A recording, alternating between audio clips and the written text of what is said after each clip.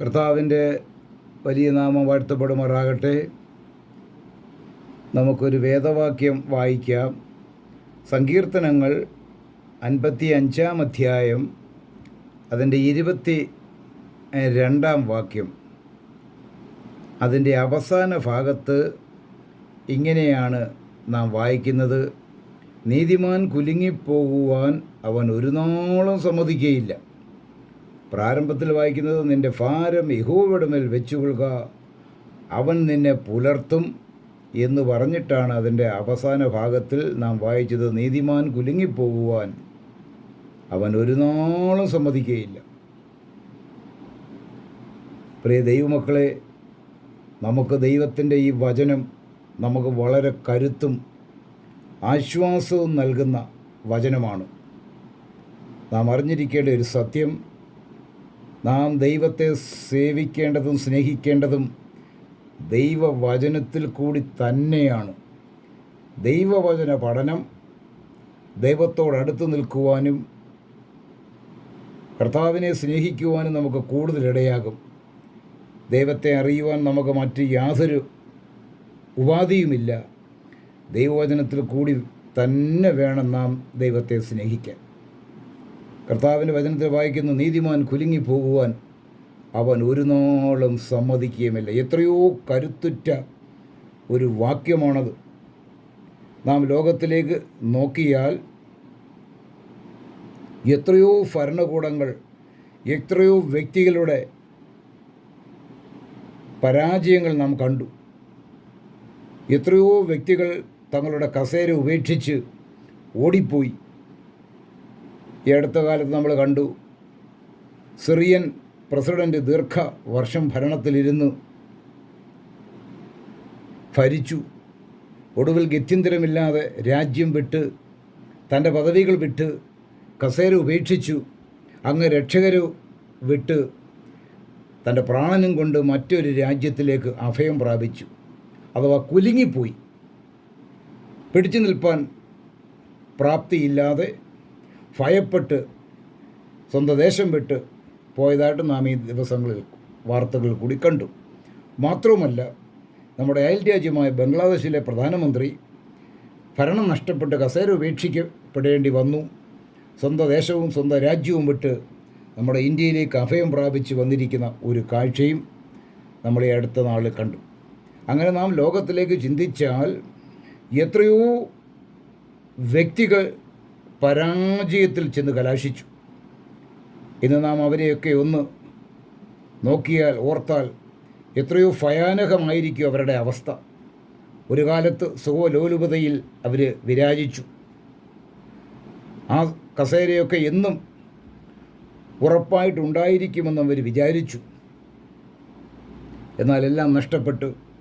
ഇന്ന് നിരാശയുടെ പടുകുഴിയിൽ അവരായിരിക്കുകയാണ്. എന്നാൽ സങ്കീർത്തനക്കാരനായ ദാവീദ് നമ്മോട് ഇങ്ങനെ പറയുകയാണ്. അതിൻ്റെ തലക്കെട്ട് എഴുതിയിട്ടുണ്ട്, ദാവീദിൻ്റെ ഒരു ധ്യാനം. സങ്കീർത്തനക്കാരൻ നമ്മോട് പറയുകയാണ്, നീതിമാൻ കുലുങ്ങിപ്പോകുവാൻ അവൻ ഒരു നാളും സമ്മതിക്കയില്ല. ഒരു നാളും സമ്മതിക്കത്തില്ല. ആരാണ് നീതിമാന്മാർ? പ്രിയ ദൈവജനമേ, നാമാണ് നീതിമാന്മാർ. ക്രിസ്തുവിനെ രക്ഷിതാവായി സ്വീകരിച്ച് നീതീകരിക്കപ്പെട്ട നമ്മളാണ് നീതിമാന്മാർ. റോമാലേഖനം 8-ാം അധ്യായത്തിൻ്റെ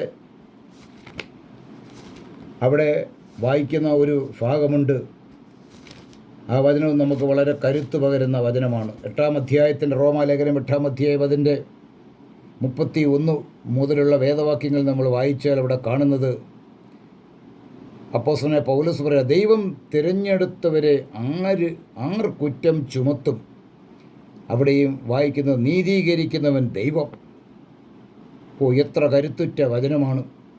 നമ്മുടെ ദൈനംദിന ജീവിതത്തിൽ ഈ ദൈവവചനത്തുമ്പിൽ ഇരിക്കുന്നതും പഠിക്കുന്നതും, ഈ ദൈവവചനം നമ്മുടെ ഹൃദയത്തിൽ സംഗ്രഹിച്ചു വെക്കുന്നതും നമ്മളെ വളരെ കരുത്തുള്ളവരാക്കി തീർക്കും. സങ്കീർത്തനക്കാരൻ പറഞ്ഞതുപോലെ, നാം കുലുങ്ങിപ്പോകുവാൻ അവൻ സമ്മതിക്കുകയില്ല എന്നല്ല പറഞ്ഞിരിക്കുന്നത്, പിന്നെയോ ഒരു നാളും എന്നൊരു വാക്ക് ഉപയോഗിച്ചിട്ടുണ്ട്. കർത്താവ് തൻ്റെ ചങ്കിലെ ചോരയാൽ നമ്മളെ വീണ്ടെടുത്ത് വിടുവിച്ചു. പാപത്തിൻ്റെ തടവറ അഴിച്ചു, പാപത്തിൻ്റെ ബന്ധനം അഴിച്ചു, പാപച്ചങ്ങല പൊട്ടിച്ചു. നമ്മളെ എന്നേക്കുമായി വീണ്ടെടുത്തെങ്കിൽ നമ്മളാണ് നീതിമാന്മാർ. ആ നമ്മോട് പറയുകയാണ്, നീതിമാൻ കുലുങ്ങിപ്പോകുവാൻ അവൻ ഒരു നാളും സമ്മതിക്കുകയില്ല. മാനുഷിക വാക്കുകൾക്ക് പരിമിതിയുണ്ട്, മാനുഷിക സാന്നിധ്യത്തിന് പരിമിതികളുണ്ട്. ഈ ലോകത്തിലെ എല്ലാത്തിനും പരിമിതികൾക്കുള്ളിൽ നിന്നുകൊണ്ടേ എല്ലാം നടക്കത്തുള്ളൂ. എന്നാൽ ദൈവത്തിൻ്റെ വചനത്തെ വായിക്കുകയാണ്, അവൻ കുലുങ്ങിപ്പോകുവാൻ ഒരു നാൾ സമ്മതിക്കത്തില്ല. കാരണം കർത്താവിൻ്റെ വായിൽ കൂടി പുറപ്പെട്ടു വന്ന വചനമാണ്. അത് കരുത്തുറ്റതാണ്, അത് ബലമുള്ളതാണ്, അത് നമ്മളെ ആശ്വസിപ്പിക്കുന്നതും ധൈര്യപ്പെടുത്തുന്നതും. നമ്മുടെ ദൈനംദിന ജീവിതത്തിൽ പ്രയാസങ്ങൾ, ഭാരങ്ങൾ, പ്രതികൂലങ്ങൾ കൊണ്ട് നിറഞ്ഞ, മാത്രമല്ല ക്രിസ്തീയ ജീവിതത്തിൽ നാം ഈ ലോകത്തിലായിരിക്കുമ്പോൾ എത്രയോ പരാജയം, എത്രയോ തോൽവി, അബദ്ധങ്ങൾ, മണ്ടത്തരങ്ങളുള്ള ഒരു ജീവിതമാണ്. പുറകിലോട്ട് തിരിഞ്ഞു നോക്കിയാൽ നമ്മുടെയൊക്കെ ജീവിതത്തിൽ അതുണ്ട്. എത്ര അബദ്ധങ്ങൾ പറ്റിയ ജീവിതത്തിൽ, എത്ര മണ്ടത്തരങ്ങൾ നമ്മൾ കാണിച്ചു, എത്രയോ ഭോഷത്വമായി നമ്മൾ ചെയ്തു. എങ്കിലും കർത്താവ് നമ്മളെ കൈവിടാതെ ഉപേക്ഷിക്കാതെ എന്നയോളം കർത്താവിൻ്റെ പാതയിൽ നടക്കുവാൻ തക്കവണ്ണം നമ്മളെ സഹായിച്ചു. അളവില്ലാത്ത കൃപ അതേ പൈതങ്ങളെ, ദൈവമക്കളെ ദൈവം നമുക്ക് തന്നു. ഈ ദൈവത്തോട് നമുക്ക് വളരെ നന്ദിയും അടുപ്പമുള്ളവരായിരിക്കാം. നമുക്കും സങ്കീർത്തനക്കാരനോട് ചേർന്ന് പറയാം, നീതിമാൻ കുലുങ്ങിപ്പോകുവാൻ അവൻ ഒരു നാളും സമ്മതിക്കത്തില്ല. കർത്താവിൻ്റെ പൊന്മുഖത്തേക്ക് നോക്കിക്കൊണ്ട് കർത്താവിൽ ആശ്രയം വെച്ച് ഒരു കുഞ്ഞു തൻ്റെ അമ്മയുടെ കരം പിടിച്ച് നടക്കുന്നത് പോലെ കർത്താവിൻ്റെ കരങ്ങളിൽ വിശ്വാസത്താൽ പിടിച്ചുകൊണ്ട് ഈ ദുഷ്ടലോകത്ത് പൗലോസ് അപ്പോസ്തലൻ പറഞ്ഞതുപോലെ വക്രതയും കോട്ടവുമുള്ള തലമുറയുടെ നടുവിൽ അതേ കർത്താവ് ഇന്നയോളം നമ്മളെ ജയോത്സവമായി നടത്തും. നമുക്ക് കർത്താവിനോട് ചേർന്ന് നടക്കാം. സങ്കീർത്തനക്കാരനോട് ചേർന്ന് നമുക്കും പറയാം, നീതിമാൻ കുലുങ്ങിപ്പോകുവാൻ അവൻ ഒരു നാളും സമ്മതിക്കുകയില്ല. നമ്മുടെ വായ് തുറന്നുകൊണ്ട് നമുക്ക് ഓരോരുത്തർക്കും കർത്താവിനോട് പറയാം, ഞാൻ നീതിമാനാണ്, ക്രിസ്തുവിനെ എൻ്റെ രക്ഷിതാവും കർത്താവുമായി ഞാൻ സ്വീകരിച്ചു, നീതിയുടെ പാതയിൽ ഞാൻ നടക്കുന്നവനാണ്, ഞാൻ ക്രൂശയെ നോക്കി നടക്കുന്നവനാണ്, ഞാൻ എൻ്റെ കർത്താവിനെ അനുസരിക്കും, എൻ്റെ കർത്താവിനെ ഞാൻ വേദനിപ്പിക്കത്തില്ല, എൻ്റെ കർത്താവിൻ്റെ ഹൃദയത്തെ ഞാൻ മുറിവേൽപ്പിക്കത്തില്ല, എൻ്റെ കർത്താവിൻ്റെ വഴിവിട്ട് ഈ വചനം വിട്ട് ഇടത്തോട്ടും വലത്തോട്ടും ഞാൻ മാറുകയില്ല എന്നുള്ള ഉറച്ച തീരുമാനത്തോടുകൂടെ നാം ഓരോ ദിവസവും ചുവടുകളെ വയ്ക്കുകയാണെങ്കിൽ പ്രിയ അതേ വൈതലേ, നമുക്ക് ധൈര്യത്തോട് പറയാം, ഞാൻ കുലുങ്ങിപ്പോകയില്ല. നാം ലോകത്തിലേക്ക് നോക്കിയാൽ അതേ വല്ലാത്ത ഒരു കാലയളവിലാണ് നാം ആയിരിക്കുന്നു. ഗലാത്യ ലേഖനത്തിൽ അതിൻ്റെ പ്രാരംഭ അധ്യായത്തിൽ പൗലോസ് അപ്പോസ്തലൻ അതേ ദൈവമക്കൾക്ക് ലേഖനം എഴുതുമ്പോൾ പറഞ്ഞിരിക്കുകയാണ്. 1-ാം അധ്യായത്തിൻ്റെ 3-ാം വാക്യത്തിൽ ഇങ്ങനെ വായിക്കുന്നു, അതിൻ്റെ ഒടുവിലത്തെ ഭാഗം, ഇപ്പോഴത്തെ ദുഷ്ടലോകത്തിൽ നമ്മെ വിടുവിക്കേണ്ടതിന്, അവിടെ അപ്പോസ്തലൻ പറയാം, ഇപ്പോഴത്തെ ദുഷ്ടലോകത്തിൽ നമ്മെ വിടുവിക്കേണ്ടതിന് നമ്മുടെ പാപങ്ങൾ നിമിത്തം തന്നെത്താൻ ഏൽപ്പിച്ചു കൊടുത്തവനായ നമ്മുടെ കർത്താവായ യേശു ക്രിസ്തുവിങ്കിൽ നിന്ന് നിങ്ങൾക്ക് കൃപയും സമാധാനം ഉണ്ടാവട്ടെ. അപ്പോൾ നാം ആയിരിക്കുന്ന ദൈവമക്കളെ, നാം ഓരോരുത്തരുമായിരിക്കുന്ന ഇപ്പോഴത്തെ ലോകത്തെക്കുറിച്ച് അപ്പോസ്തലൻ പറയുകയാണ്, ഒരു ദുഷ്ടലോകമാണ്. എന്തുകൊണ്ടാണ്? ദുഷ്ടൻ്റെ അധീനതയിലും ദുഷ്ടൻ്റെ ആധിപത്യത്തിലും കിടക്കുന്ന ലോകത്തിലാണ് നമ്മളായിരിക്കുന്നത്. അതുകൊണ്ടാണ് നമ്മോട് പറയുന്നത്, ലേഖനം എഴുതിയപ്പോൾ അതേ ഗലാത്യ വിശ്വാസികളോട് നമ്മോട് എഴുതിയപ്പോൾ പറയുകയാണ്, ഇപ്പോഴത്തെ ദുഷ്ടലോകത്തിൽ നമ്മെ വിടുവിക്കേണ്ടത്. നാം ആയിരിക്കുന്നൊരു ലോകം വിശ്വാസ ജീവിതത്തിന് അനുകൂലമല്ല, അതിനനുകൂലമായൊരു സാഹചര്യമല്ല. വളരെ പ്രതികൂലങ്ങളും കഷ്ടതകളും കൊണ്ട് നിറഞ്ഞ ഒരു ലോകത്തിലാണ് നാം ഓരോരുത്തരുമായിരിക്കുന്നതെന്ന് മറന്നു പോകരുത്. അതേ ഓരോ ദിവസവും ഞെട്ടിപ്പിക്കുന്ന വാർത്തകളും അതേ സംഭവങ്ങളൊക്കെ നാം കാണുന്നു, കേൾക്കുന്നു. അതിൻ്റെ മധ്യത്തിലായിരിക്കുമ്പോൾ നാം തളർന്നു പോകാതെ ദൈവവചനത്തെ മുറുകെ പിടിച്ചുകൊണ്ട് നമ്മുടെ വിശ്വാസം കൂട്ടിക്കൊണ്ട് കർത്താവ് തന്ന ആയുഷ്കാലം വളരെ വിലപ്പെട്ടെന്ന് മനസ്സിലാക്കിക്കൊണ്ട് ദൈവത്തിലും ദൈവവചനത്തിലും സന്തോഷിച്ചും കർത്താവിൻ്റെ വചനത്തെ മുറുകെ പിടിച്ചുകൊണ്ട് നമുക്ക് മുന്നോട്ട് പോകാൻ ഇടയാകണം. സങ്കീർത്തനം പറയുക, നീതിമാൻ കുലുങ്ങിപ്പോകാൻ അവൻ അത് ഒരു നാളും, ഒരു വർഷത്തേക്കല്ല, ഒരു മാസത്തേക്കല്ല, പിന്നെ നമ്മുടെ ജീവിതകാലം മുഴുവനും നമുക്ക് കരുത്ത് പകരുന്ന വചനമാണ്.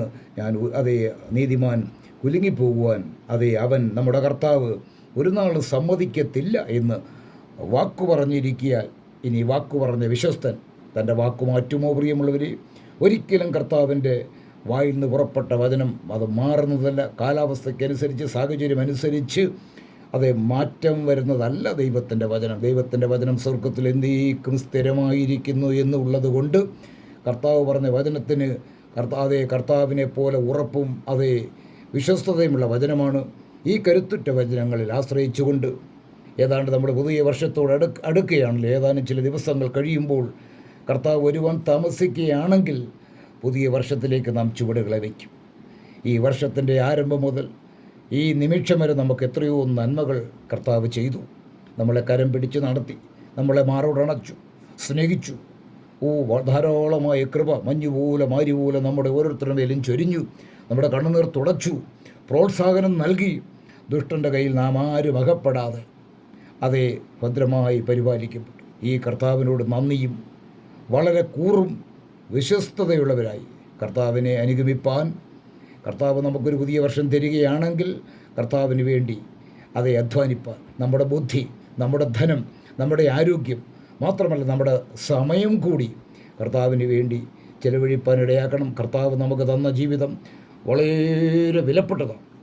എന്നാൽ ഇന്ന് അനേക ദൈവമക്കളും ഈ ജീവിതം വിലപ്പെട്ടെന്ന് മനസ്സിലാക്കാതെ, സമയം അത് വിലപ്പെട്ടെന്ന് മനസ്സിലാക്കാതെ മുന്നോട്ട് പോകുന്ന ഒരു കാഴ്ച നമുക്ക് കാണാം. കർത്താവിൻ്റെ കാൽക്കൽ ഇരിക്കുവാൻ, കർത്താവിൻ്റെ വചനം ചിട്ടയായി ക്രമമായി നാം പഠിക്കുവാൻ, വചനത്തുമ്പിൽ ഇരിക്കാൻ ഉത്സാഹം കാണിക്കുമെങ്കിൽ ആ ദിവ്യ സമാധാനം നമ്മുടെ ഹൃദയത്തിൽ അനുഭവിച്ചു അതേ പ്രതികൂലങ്ങളെ കൊണ്ട് നിറഞ്ഞ ഒരു ലോകത്ത് നമുക്ക് കരുത്തുറ്റവരായി തീരുവാൻ ഇടയാകും.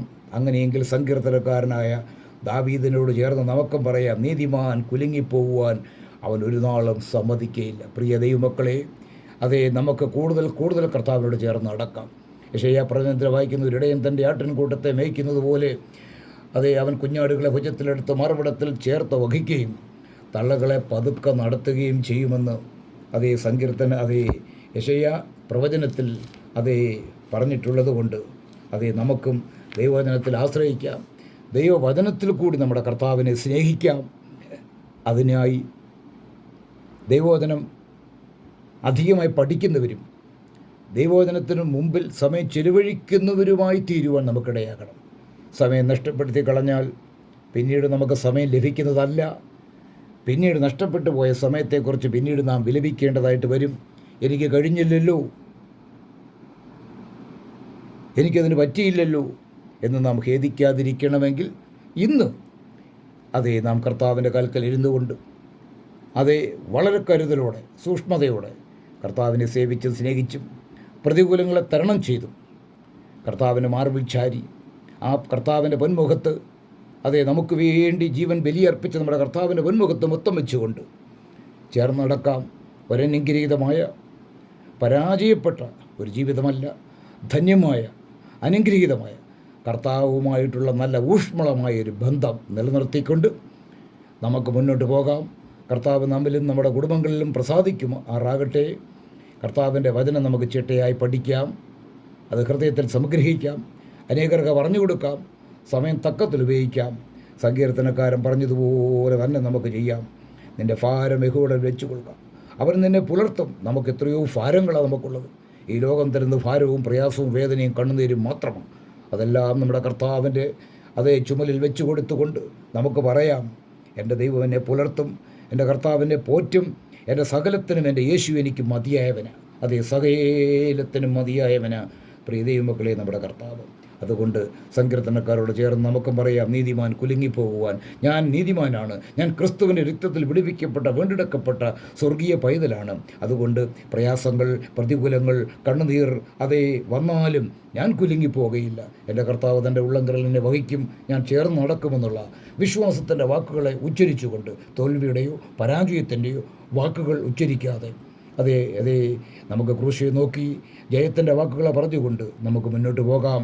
ഈ വചനം നമ്മളെ ആശ്വസിപ്പിക്കട്ടെ, നമുക്ക് കരുത്ത് പകരട്ടെ, നമുക്ക് ശക്തരായി തീരാം, ക്രൂശിയെ നോക്കി നടക്കാം, കർത്താവിൻ്റെ കരം പിടിക്കാം, അവനെ സ്നേഹിക്കാം, അവന് വേണ്ടി അധ്വാനിക്കാം. കർത്താവ് കാണിച്ച നീതിയുടെ പാതയിൽ നമുക്ക് നടക്കാം. ഈ വചനങ്ങളാൽ നമ്മളെ കർത്താവ് സഹായിക്കട്ടെ, അനുഗ്രഹിക്കട്ടെ. കർത്താവിൻ്റെ പവിത്രമായ നാമം വാഴ്ത്തപ്പെടുമാറാകട്ടെ.